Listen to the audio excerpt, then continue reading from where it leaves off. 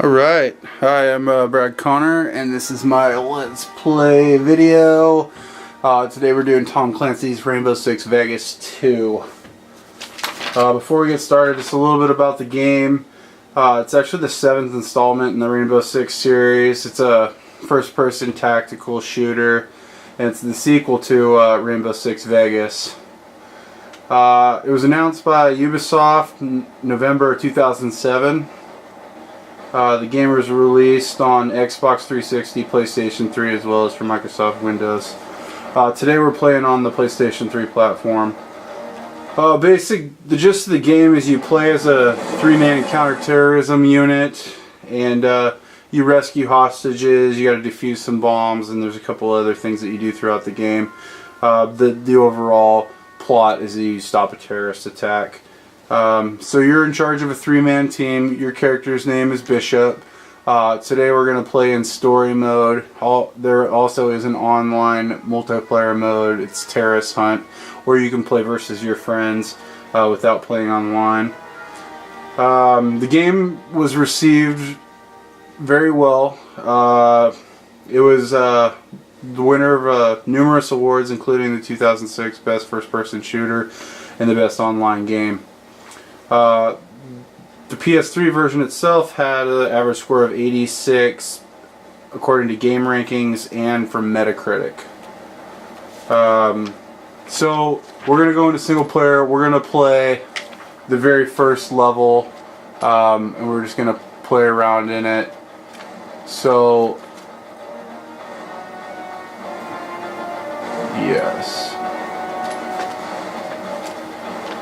So I'm going to play at a pretty easy difficulty level. Also, one of the cool features about the game is there's multiple difficulty levels, so anybody can play this game.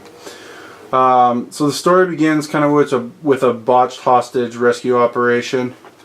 So we're going to kind of let this unfold, and then we're going to navigate to the first checkpoint, and we'll stop there. So the story itself is basically after this botched hostage rescue, which is the part we're going to play, we fast forward to Vegas, and we have to try and stop the Alvarez brothers from carrying out a terrorist attack. The reason I chose this game is it's one of my favorite games. I think it's easy to play, and it's personally rewarding to me. So game mechanics, basically you can level your guy up at the beginning of each individual chapter. What I mean is you can switch out different gear and stuff like that. So you're capable of changing his armor, his weapons, his whether he has grenades, flashbangs, or whatever. So I'm just going to go down here, and we have to go talk to the hostage negotiator, and we have to coordinate an attack to go and stop this terrorist attack. So these are the guys I gotta talk to. This is kind of they're gonna talk and anyway. So about the game itself, you know, every level there is an objective, and you'll see it pop into the top of the screen. It'll say the objective, and then also there's directions that are available throughout the game, and you'll see them as a little white arrow with a number, so it kind of gives you a distance and direction to where you need to go. Both teams are in position. He sees the hostages. You know, basically your character Bishop, you get awarded experience points every time you kill a terrorist, or you pull cool maneuvers using your 3-man team. You command them. So there's different things that you can do. So you see here it shows 9 meters. So this is the direction I need to go. I need this guy to get out of my way. As far as the graphics and the visual appeal, I mean, when the game came out, obviously it was very good. And I still think it's pretty darn good. Certainly with the release of the PlayStation 4 system, we've seen some serious improvements. But okay, so I finally have a gun, and there's some bad guys. I'm going to shoot this guy real quick. Then you can see I got to kill at short range. It shows it down in the bottom right hand corner there. That's just my experience. So the objectives of the game are basically to gain experience points, but also you got to kill all the terrorists, and you got to go from objective to objective. So if you read that thing in the top, it's kind of telling me what I need to be doing. So I need to kill these guys before they look over here.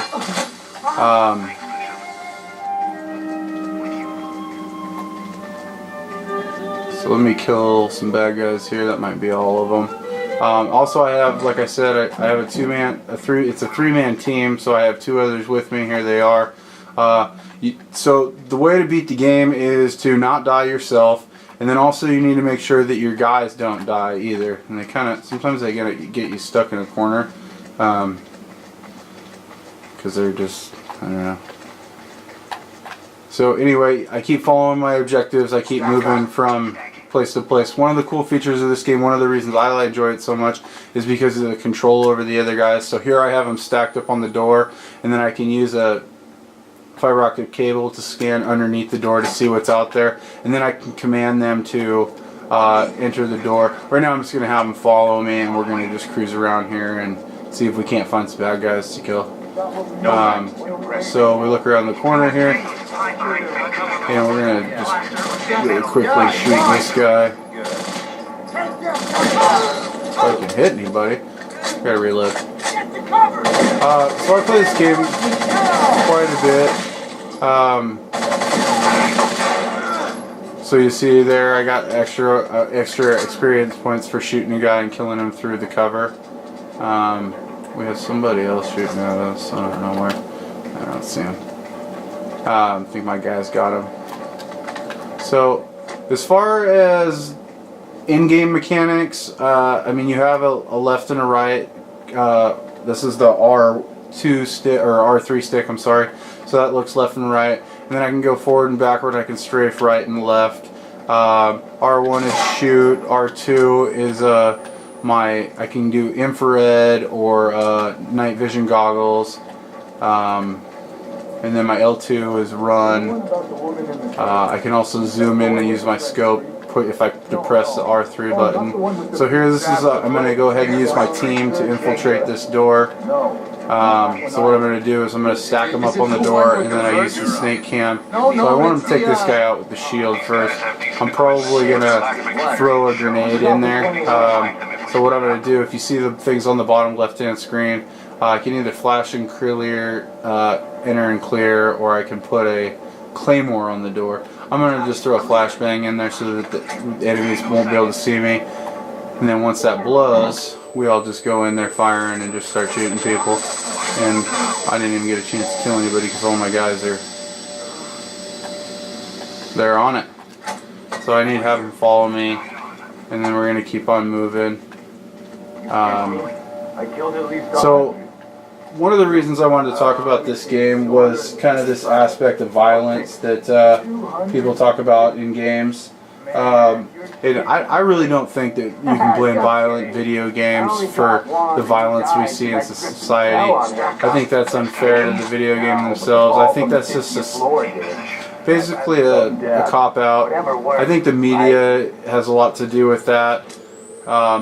You know, and one of the studies I read, a guy named Dean Burnett, he published an article in The Guardian, and he talks about how the media is responsible for the hysteria that we see. So I'm going to have these guys go in here and just wipe everybody out while I'm kind of talking here. So it's kind of the media that, you know, invokes this response and public outcry, because whenever they talk about violent video games, they always bring up images like the Columbine shooting or the Naval Shipyard shooter and say that those guys played violent video games. So, you know, the other thing is that if you look at the statistics, there has been like a 71.9% decrease in juvenile crime in the United States between 1995 and 2008, yet the arrest rate for all juvenile violent crime games has declined 49.3%, but at the same time violent video games have like quadrupled. So I mean, just the statistics don't support the argument that violent video games cause people to be violent. Oh, there is a bad guy there, and he has a sniper rifle. Okay, we're gonna have to be a little bit more careful with this guy. So we're just gonna pop around here and shoot him in the face. That was fairly violent. Yet I don't feel like I need to commit a violent crime. So, oh, this is cool. We're gonna do a little rappelling. So there's a lot of different in-game features in this game, such as you rappel, you fast rope, you ride in helicopters and stuff like that. So I'm gonna have my guys move onto these ropes, and we're gonna rappel down. So I need to get myself a rope to use. There we go. So what I'm gonna do is, because it's cooler, I'm gonna invert, and then I'm gonna shoot this guy in the back while he's not looking, and then we'll send the guys down, but we'll start by killing this guy.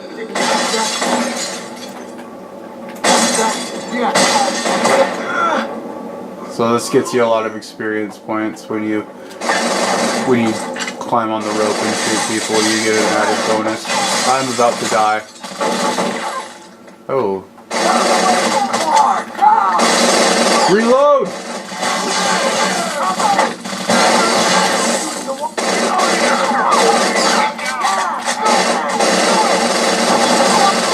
My guys have totally hung me out to dry here, so I got killed.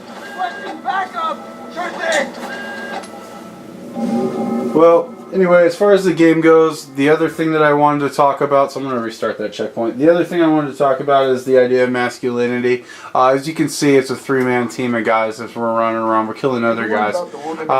Basically, the only presence of women in this game has they're hostages. There's one pilot, but she has no real role in the story. And I seen this video by, the video was done by Feminist Frequency, and the title of it's called Women as Background Decoration, Tropes versus Women. Basically, they talk about the women, and they call them NPCs, or non-playable characters, and they talk about the fact that the women are just, oh shoot, I accidentally just flashed myself. The women are just decorative. They really don't serve any purpose in the game other than just eye candy.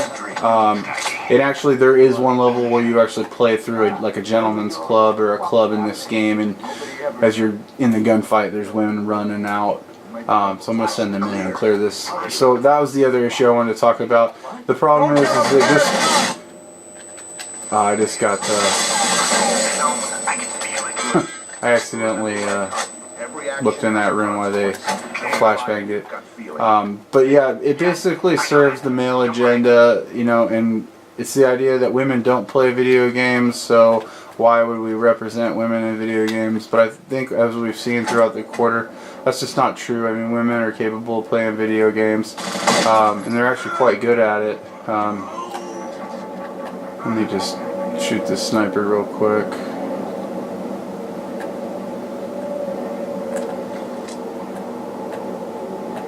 Obviously, I'm not very good at this game, but...